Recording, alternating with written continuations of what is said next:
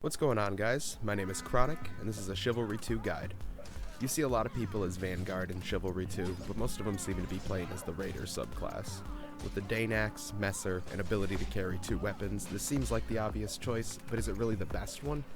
I would argue no, because the Devastator subclass exists. With the largest weapons in the game, and the lowest movement penalties, the Devastator is able to press the enemy line while picking off individuals in large sweeps. The subclass is also able to flank really well due to its general speed, and provides much needed support with its enormous weapons. With all that said, let's talk about arguably the best weapon for this class. Let's get to it.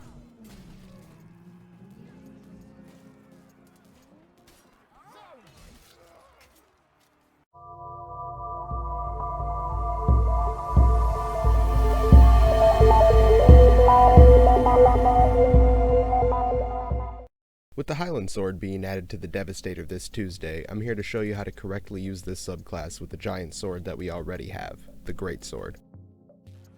The Greatsword takes a lot longer to swing than most large weapons due to its slower windup and longer release.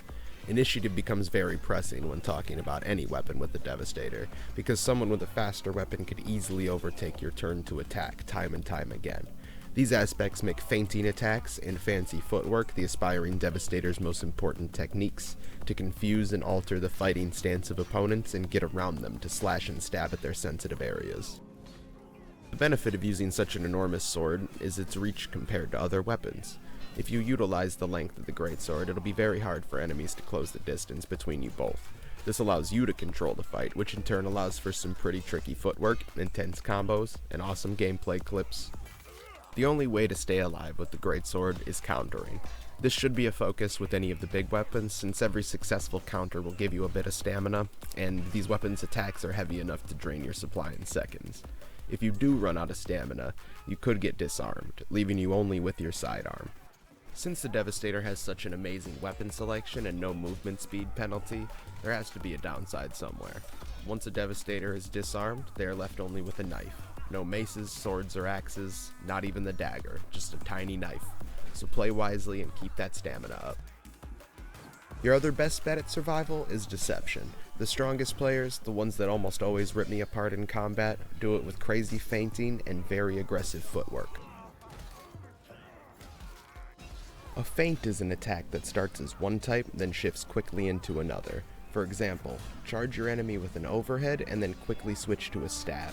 This is meant to confuse them and get through their blocking habits. The second attack is extremely hard to block without practicing, so a successful feint can cause serious damage. But keep an eye on those aggressive players for this same reason, because they can also cause some significant damage if you're not paying attention. As a Devastator, especially using such a slow weapon, it's important to block and counter, but you are not a knight. Knights can absorb damage very well, but a Vanguard can only be hit a few times before they die. To minimize the number of times you are hit, you must manage your location. Using good footwork in Chivalry 2 refers to moving around your opponent and keeping your distance based on weapon length and attack reach.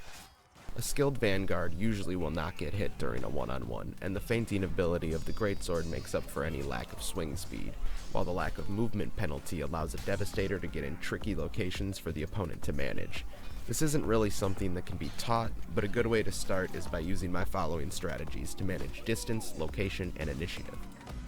A good way to take on a fight is to start by charging an enemy with an overhead, then quickly feint into a slash.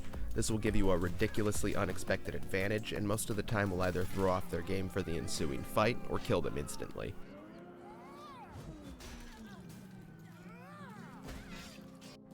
As you attack, you'll be able to either charge or juke your enemy's stance, but you need to let them attack. When you counter, use the following attack's momentum to slip around them and leave the torso open to the feint. Once you find your opening, it's important to focus on their weapon. It's almost always going to move more quickly than yours, and you could easily get overwhelmed and take multiple hits if timing is off. Once you hit them, they'll usually try to feint and manipulate your weapon's slow swing. Always focus on the second attack of the feint and counter it.